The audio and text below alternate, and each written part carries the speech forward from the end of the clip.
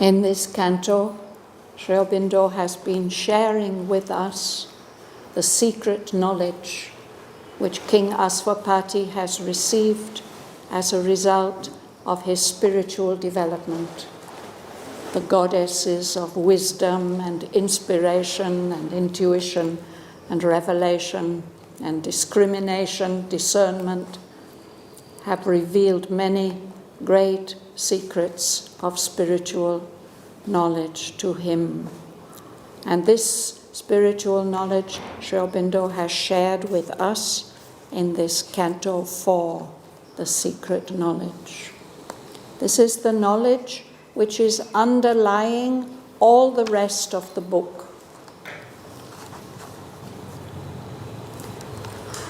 This canto has 7 sections, and each of them reveals to us a different facet, a different aspect of the secret knowledge.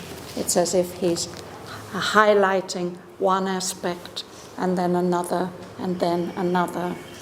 And as we come towards the end of the canto, he has revealed to us that it is the divine himself, the Lord himself, incarnated in each of us, in all the creatures of his creation, individually in each of them.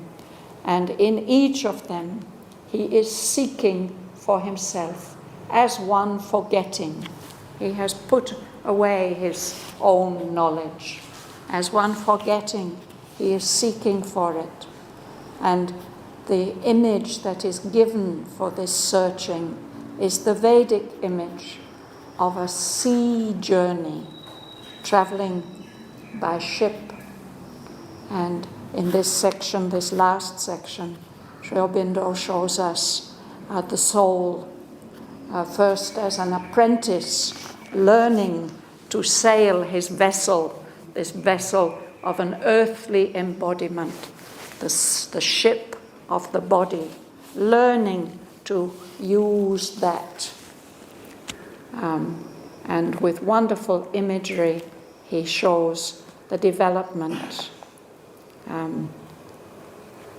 of the human consciousness from the tamasic stage to the rajasic stage to the sattvic stage, and then even further. And he's been telling us that this sea journey is being driven by the mother's force, that she is guiding the sailor on the way. So that was how we closed last week. I'll just read the last sentence. It starts on line 934. Across the salt waste of the endless years, her ocean winds impel his errant boat, the cosmic waters plashing as he goes, a rumour around him, and danger and a call. Always he follows in her force's wake. He sails through life and death and other life. He travels on through waking and through sleep. I think that's where we stopped last time. So I will read to the end of the canto, and then we'll look at each sentence individually. A power is on him from her occult force that ties him to his own creation's fate. And never can the mighty traveller rest, and never can the mystic voyage cease, till the nescient dusk is lifted from man's soul, and the morns of God have overtaken his night. As long as nature lasts, he too is there, for this is sure, that he and she are one. Even when he sleeps, he keeps her on his breast. Whoever leaves her, he will not depart to repose without her in the unknowable. There is a truth to know, a work to do. Her play is real, a mystery he fulfills. There is a plan in the mother's deep world whim, a purpose in her vast and random game. This ever she meant since the first dawn of life. This constant will she covered with her sport, to evoke a person in the impersonal void. With the truth light, strike earth's massive roots of trance. Wake a dumb self in the inconscient depths, and raise a lost power from its python sleep, that the eyes of the timeless might look out from time, and the world manifest the unveiled divine.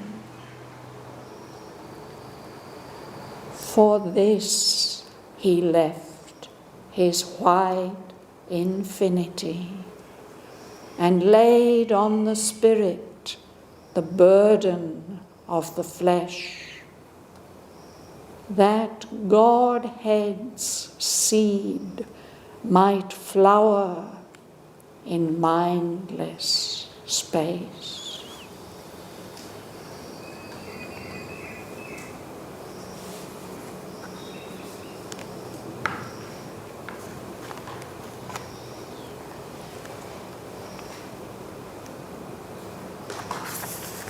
You would start, Bhavan, 941. And power is on him from an occult force that ties him to his own creation's fate, and never can the mighty traveler rest, and never can the mystic voyage cease, till the Messian dust is lifted from man's soul, and the morns of God have overtaken his night.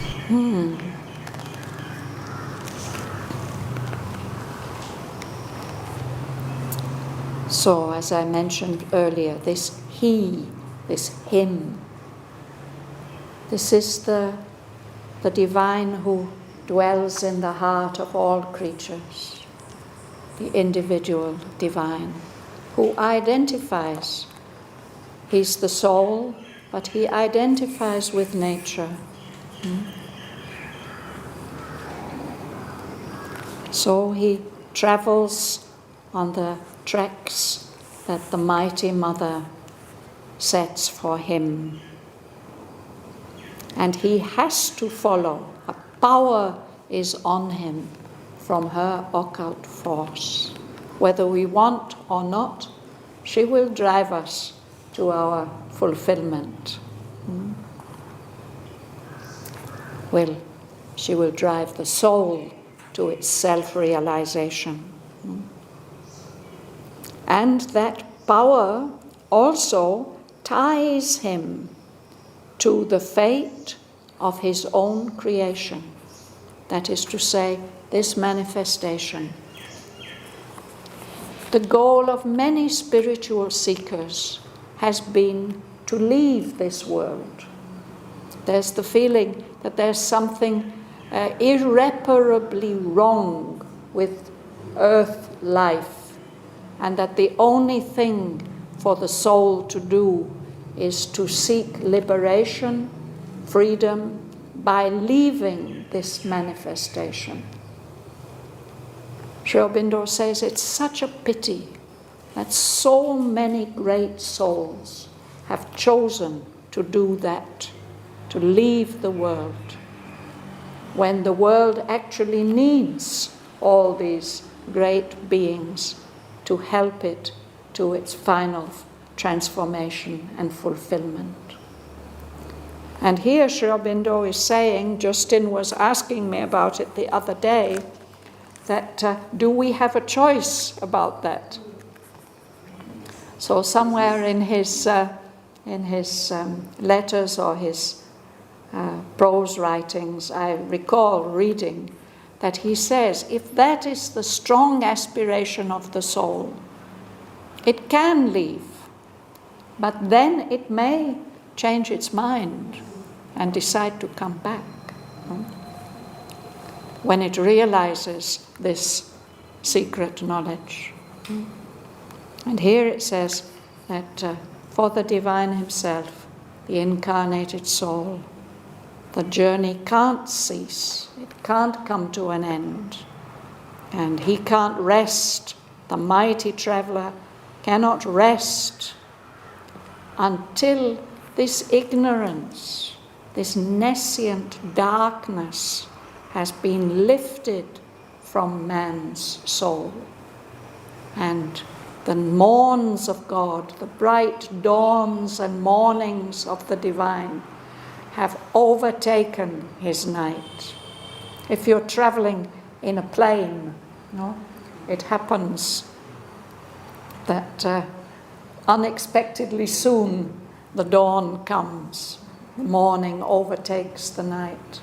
So it's the same if you're traveling in a ship, although then you may not notice it so much because time passes more slowly. Shraddhavan, is it like the spring equinox? Yes. The morning overtakes the night. It becomes longer than, the day becomes longer than the night, yes. But if we think about traveling westward around the world, the sun is rising behind us. We may start in the night, but very quickly the sun's light overtakes us. So in the course of evolution, this has to happen. So the mighty traveler cannot rest until the fulfillment comes. And then he tells us something else, Martin. As long as nature lasts, he too is there. For this is sure that he and she are one. Even when he sleeps, he keeps her on his breast. Whoever leaves her, he will not depart, to repose without her in the unknowable. Yes. So perhaps the idea of those seekers who want to leave, it is to escape from the earth nature, into a higher and purer state. But he says the mighty traveler, the soul, the Lord, will not leave her. As long as nature lasts, he too will be there with her. For this is sure that he and she are one. The mother has made a very special sketch about this image. I think it is book 1, Canto 4, painting number 46 or 47. As you go out, you can see it. And in the agenda, she's explained the meaning of this drawing. She has made like the figure of infinity, a figure 8 of infinity. And at the top there are two little faces indicated. One is the Lord, the other is nature. And as the curves go down with nature, there's all the rainbow colors. And it goes deep down to a deep blue, the blue of unconsciousness at the bottom. And then as it goes up the other side of the eight, the blue changes and becomes golden. So they meet on the summits, and they are one in the depths. They denoted the colors also, dark blue and the rainbow. The rainbow colors are the evolution, the colors of the evolution. And the gold is the color of the supermind or the supreme state. As it comes down into the involution, into the inconscient, the blue gets darker and stronger. You have a look as you leave. So because he and she are one, whoever leaves her, whatever seekers may decide that they are wiser and they will leave nature, he will not depart. He won't go and rest without her in that unknowable, mysterious state beyond the manifestation. And then Sri Aurobindo explains why this is. Gumsun, would you read, please? There is a truth to know, a work to do, a play is real, a mystery he fulfills. There is a plan in the mother's deep world of him, a purpose in her vast and random game. Yes. So, what nature does may seem to be random and unpredictable. It may appear to be just whim, fancy, caprice. But in fact, there is a truth that we have to learn. Behind all this, there's a truth. And we have a work to do. All we embodied souls share in a mission. There is a work to do. And this play, in the Indian tradition, we call it the Leela. That all this is a play, it's an illusion, it's a game. It is true. But it's a play, a game with a purpose. There is a purpose in her vast and random game. This is Sri Aurobindo's great teaching about this world, that it's not random and accidental. There is a purpose and there's a direction. If it were random and accidental, then everything could change tomorrow just by chance. But because there's a truth behind and a purpose behind, we can be sure that when he promises us that the transcendent will mount his throne and earth shall grow unexpectedly divine, that it's really going to happen. Sri Aurobindo himself said he considers it destined and inevitable. So what was that purpose? What is that purpose behind the play of nature? You read, please, Lorraine.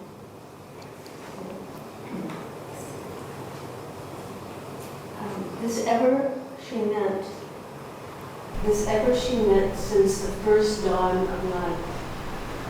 This constant will she covered with her sport, to evoke a person in the impersonal void. With the truth light strike Earth's massive roots of trance. Wake a dumb self in the inconscient depths, and raise a lost power from its python sleep. That the eyes of the timeless might look out from time, and she would manifest the unveiled divine. Yes. So this is what she intended from the very beginning, the first dawn of life.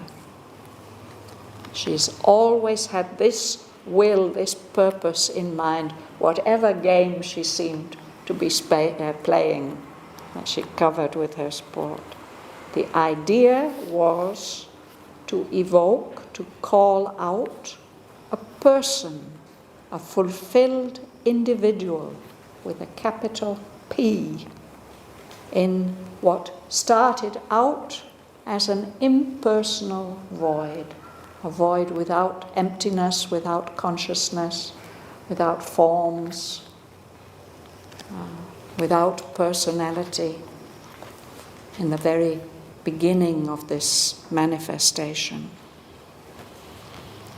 When this person is woken up, the truth light, the light of the superconscious, will, like lightning, will come and strike the very roots of the earth.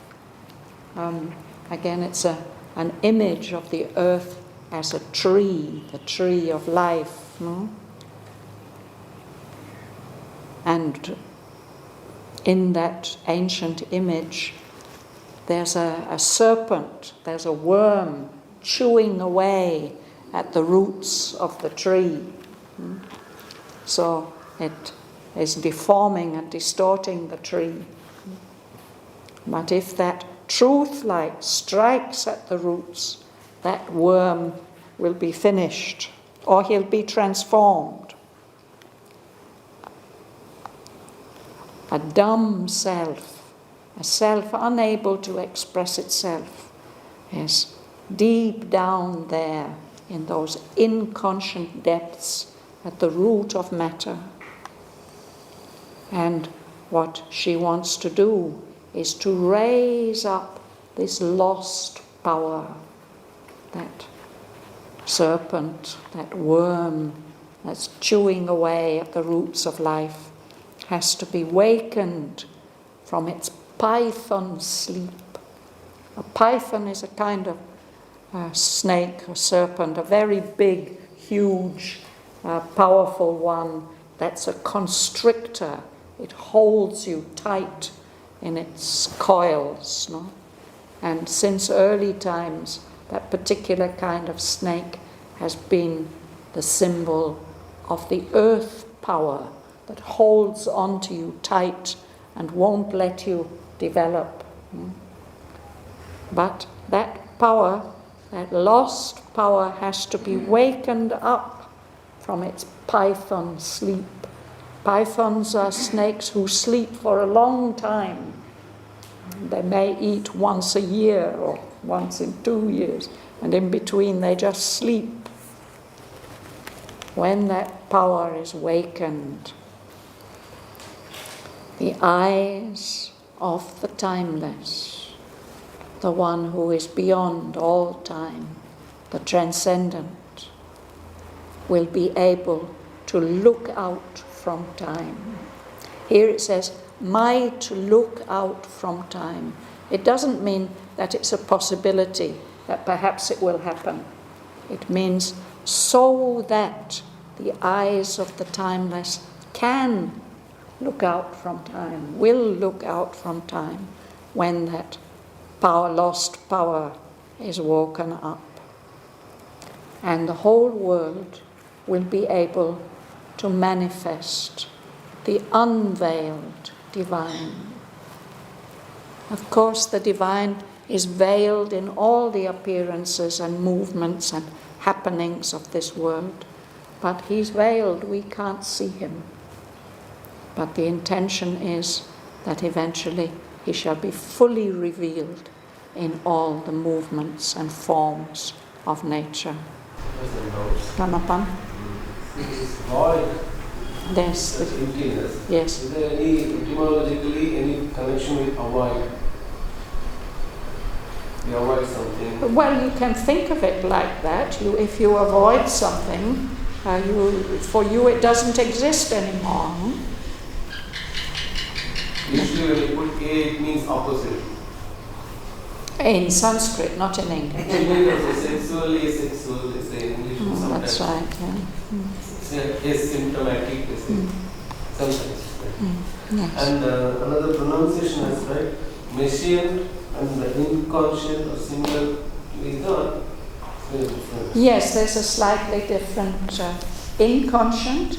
It suggests totally without consciousness. Nescient is more like ignorance. It's not knowing. Science is knowledge. Yes. So that negates it. So no knowledge. It's slightly different from being totally inconscient. And here the striking, is it like cutting or? It's like lightning. She won't cut the roots of the tree. And it will die. It will strike that dark power that's distorting the growth of the world tree.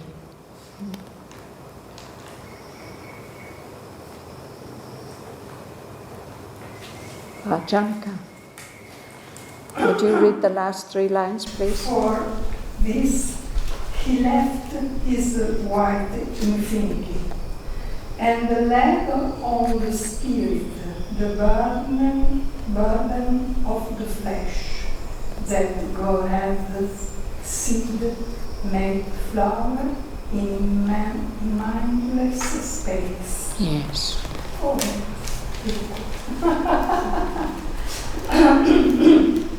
For this. You want to read it again? Yes, read it one more time. This he left his white infinity, and led on the spirit the burden of the flesh, that God hath seed made flowers in mindless space. Yes. So Sri Aurobindo asks, if the goal was to escape, just to return to the white infinity, why would the Lord ever lead it in the first place? So here he says there was a reason why the One left his white infinity. White is the color of absolute purity, but it's also the color of integrality. There he already had everything, that white infinity, everything. Why would he leave it? Why would he force spirit, formless, free spirit, to wear these heavy clothes, these bodies, and all that goes with them, all the burdens that go with them? The idea was that he would scatter seeds of himself, of his divinity, many, many of them, in this mindless space, this void of the beginning of the universe, and that they should grow and grow and grow and blossom, flower beautifully. Every one of those seeds should reach their full potential. That's the great adventure of involution, of unconsciousness, and the adventure of consciousness, of returning to the great fulfillment.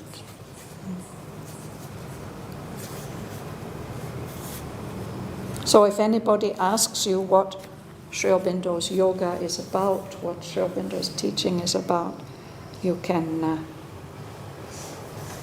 quote these last 7 lines. To evoke a person in the impersonal void, where there was nothing, where there was asat, there has to be a living existence. To strike Earth's massive roots of trance, this basis of no consciousness, the consciousness so deeply withdrawn, it's not active at all. This basis for the creation, They have to be struck powerfully by the truth light, the superconscious.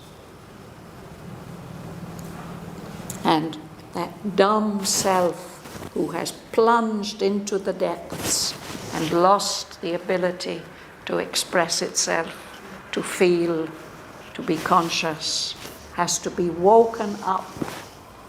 That lost power has to be raised up from its trance, its python sleep. And when it opens its eyes, the eyes of the timeless will look out on time and space and all these wonderful beings and forms, and the whole world will manifest. The divine unveiled, stripped of all disguises and coverings. This is why we have this manifestation, because the One has left his white infinity. He's laid on himself, on spirit, this burden of being born in a body in the material universe, so that the seed of divinity might flower in where there was only unconscious, mindless space to start with.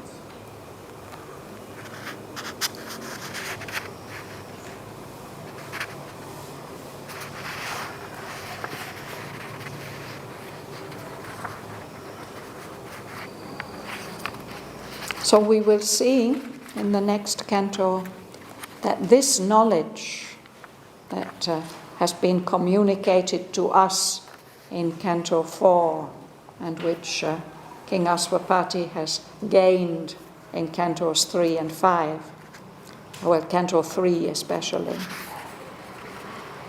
This knowledge gives him, King Aswapati, a new insight. It awakens in him a will, a hope immense now seized his heart. And it's that will and that hope which drives him on his journey through the whole of the rest of Book 5 and the rest of Canto 5 and the whole of Book 2 and Book 3. And we will see in Book 3 that he is not able to achieve that will and hope immense. He has to pass on that great mission to his daughter, to Savitri, who incarnates as an embodiment of the Supreme Divine Mother to fulfill his aspiration.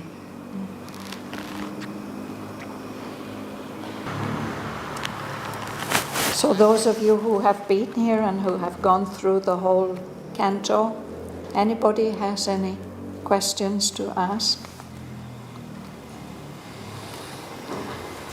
Actually, the 7 stages, I'm not able to understand how he builds up all those things. Yeah, they are not actually not building up. It's like looking from different viewpoints. So we can go back to the beginning and look at each of the sections. We have time today. So, as I said last time, the only line in this canto which refers to King Aswapati is the first one. On a height he stood that looked towards greater heights. All the rest of the canto is about the secret knowledge, which he's beginning to see as he stands on that great height. And in the first section, what Sri Aurobindo tells us is about ourselves, that a death-bound littleness is not all we are. It might seem like that. We are human beings. We are doomed to die. We're in the grip of ignorance. We are very, very limited in our capacities of all kinds. But he says that's not the whole truth of what we are. Within us, there's a greater self living within us by ourselves unseen. And it's because of the presence of that greater self within us that human beings do exceptionally have wonderful peak experiences. It doesn't happen to everybody, but it happens to a surprising number of people. And he describes some of these special experiences that people have. And he says that's because of this greater self which is living within us. Those experiences are native, not to our human outsides, but to our greater inner self. And that greater self doesn't die when the body dies. It goes on growing and developing. And that greater self is keeping safe for us our immortal destiny, our divine destiny. That being within us knows the goal of the unconscious world, where the world is going to, and it knows the heart of the mystery of the journeying years. But all that, those experiences and that knowledge of the greater self, to us in our normal state, it's screened, veiled, it's subliminal, it's beyond the threshold of our consciousness. It's mystical and it seems mysterious to us. To get that knowledge, we have to have an intuitive heart, or an inward turn, or the power of a spiritual gaze. Otherwise, we look out on the world here and it looks as if it's just an accident, as if it's not going, the world is not going anywhere. So just a goalless journey, settled by chance. Or maybe there is some kind of blind will behind it. Or perhaps it just couldn't be avoided. Perhaps it's just a necessity without aim, without purpose, and without a cause, but still it's unwillingly compelling us to exist. That basically corresponds to the materialist theory. No? That all this just had to happen because of the initial conditions that were produced by that mysterious Big Bang. And there's no purpose and no direction, no intention anywhere behind it. It's just one big accident. But still, it compels us to be the way that we are. Everything that we are and do and think and feel, it's all already determined by what things were like at the beginning. People appear on television and seriously argue like this, so tell us that it's like that. Yes. And then we wonder, do we really exist? Intelligent people sometimes ask themselves this.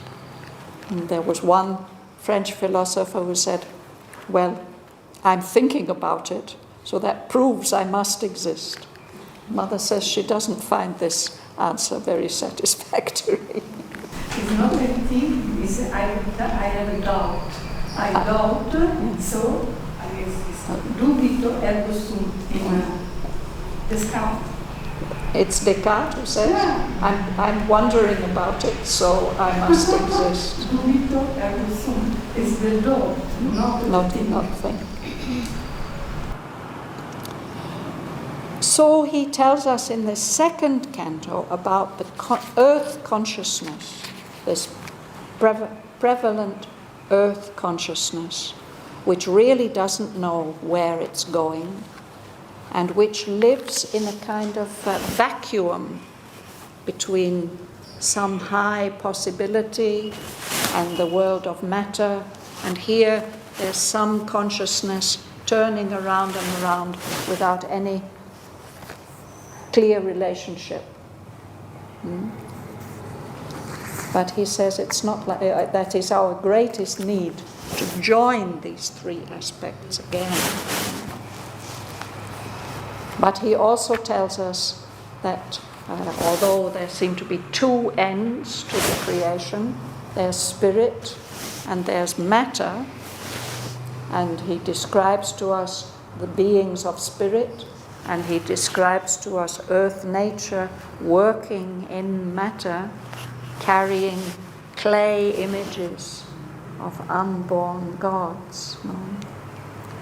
He says we are not left alone in this scheme. It's not by chance that we are here, and although the beings of spirit don't seem to be in communication with us, they don't seem to be interested how we feel and so on, they are just waiting for the right moment. And meanwhile, they are guiding.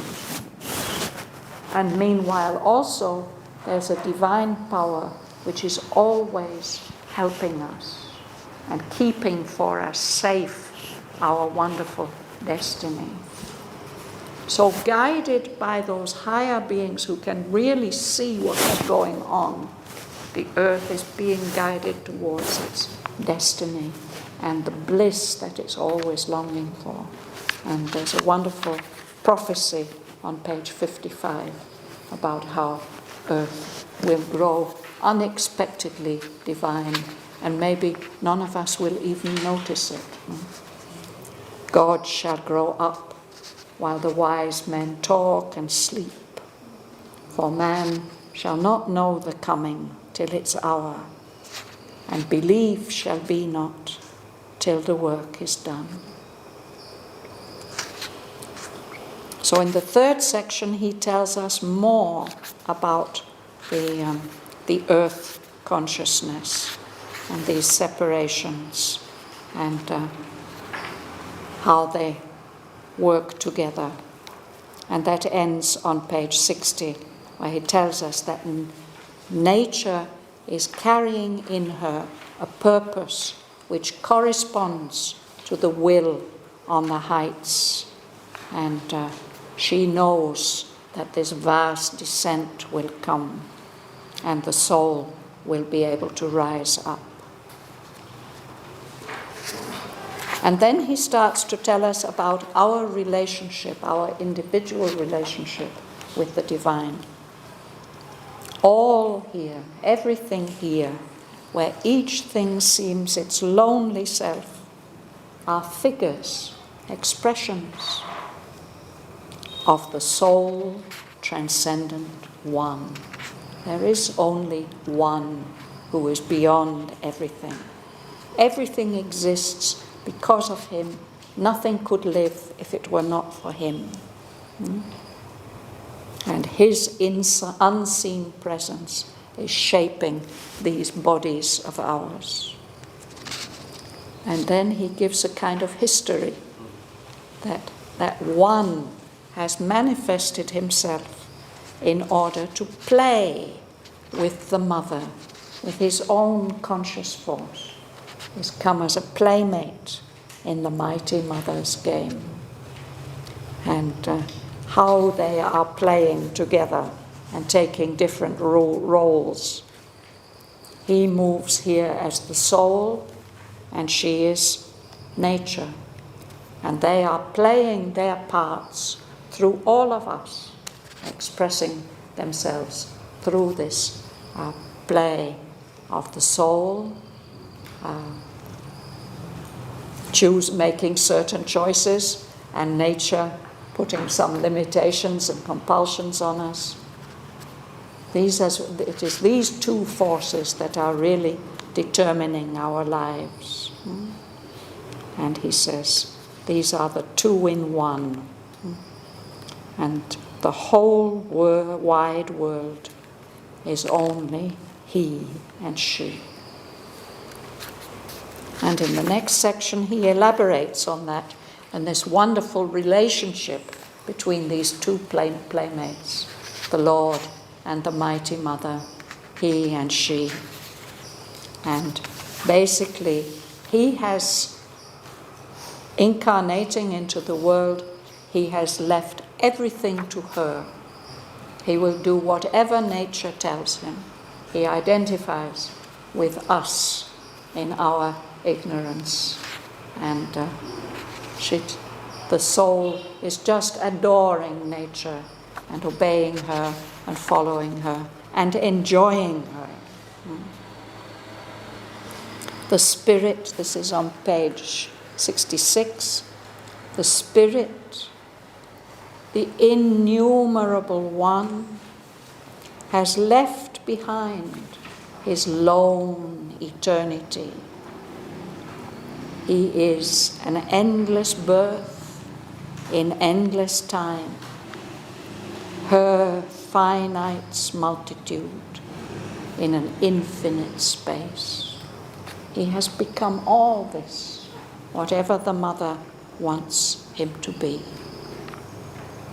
But he's still lurking in us. The master of existence lurks in us and plays at hide and seek with his own force. So we may be instruments of nature, but lurking in us is secret God. And he's doing all this for fun, for delight, for enjoyment.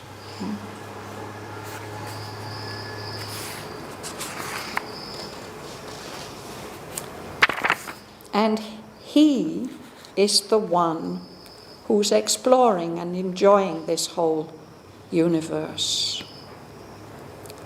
And so the poet images him as an adventurer and cosmologist. Now I'm on page 69, of a magic earth's obscure geography. He's the explorer and the mariner on a secret inner ocean without bourne. And without bourne, it means without limit. There's no limit to all this.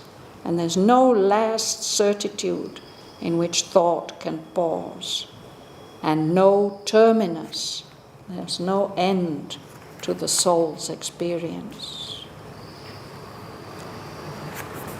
And then we come to the last section, which describes the voyage, the journey. How the traveler learns his craft, develops and grows, and eventually comes to, he reaches the world's end and looks beyond. A greater world, time's traveler must explore. And he feels the call of that greater world, and he recognizes that all the time in this earthly embodiment, in this ship of his, he realizes that his is a search of darkness for the light, a search of mortal life for immortality. That's what we are all really moving towards.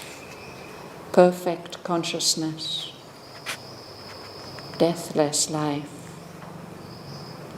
But meanwhile, until we realize all that, the mother is driving us across the ocean, and we can't stop. That's what we read today. She won't let us stop until she's fulfilled her purpose, the purpose in her vast and random game. Does that help you, Bhavan? I have to go and read. I have to go section by section. I have to read. Yes. But you can see there is a theme for each of the sections.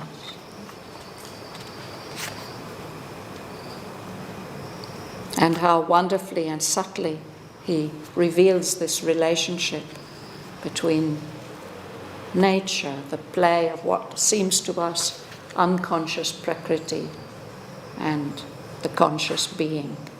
And the conscious being taking these three poises as the transcendent, as the cosmic spirit, and as the individual soul.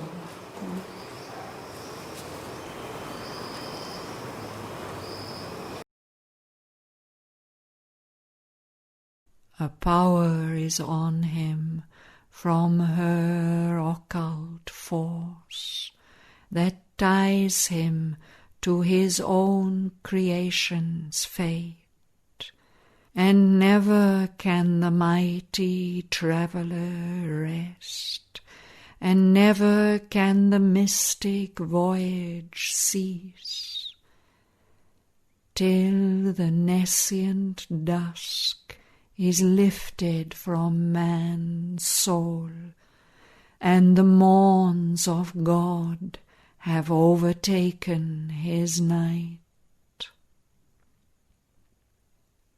As long as nature lasts, he too is there, for this is sure, that he and she are one.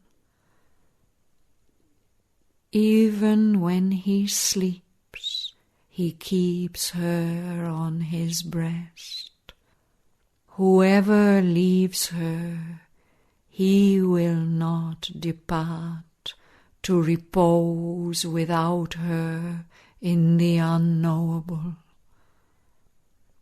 There is a truth to know, a work to do. Her play is real, a mystery he fulfills. There is a plan in the mother's deep world whim, a purpose in her vast and random game. This ever she meant since the first dawn of life. This constant will she covered with her sport, to evoke a person in the impersonal void. With the truth light strike earth's massive roots of trance. Wake a dumb self in the inconscient depths, and raise a lost power from its python sleep, that the eyes of the timeless might look out from time, and the world manifest the unveiled divine. For this he left his white infinity, and laid on the spirit the burden of the flesh,